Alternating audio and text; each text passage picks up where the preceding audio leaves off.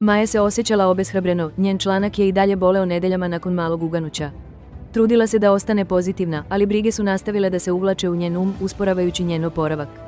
Jednog sunčanog popodneva posjetila ju je baka Anja, donoseći topao biljni čaj. Tvoje telo sluša tvoje misli, draga, baka je tiho rekla, zamisli da ti članak postaje sve jači, leči se sa svakom srećnom uspomenom. Maja je slušala, skeptično, ali puna nade. Kasnije je njen ljubazni doktor, Leo, potvrdio, pozitivne misli i vizuelizacija исцељења zaista mogu ubrzati proces oporavka vašeg tela. Počela je da vežba svakodnevno, zamišljajući kako vibrantna energija teče do njenog članka, videći sebe kako ponovo trči i pleše. Fokusirala se na zahvalnost i radost, potiskujući sumnje. Polako, počela je divna promjena. Njen bol se smanjio i ubrzo, njen članak se osjećao mnogo bolje i jači nego ranije. Maja je shvatila da je njen moćan isceljitelj.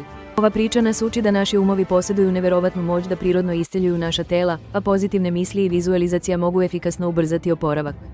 Prihvatite snagu u svom umu. Pretplatite se na Srbijan Repo, lajkujte i komentarišite za još inspirativnog sadržaja.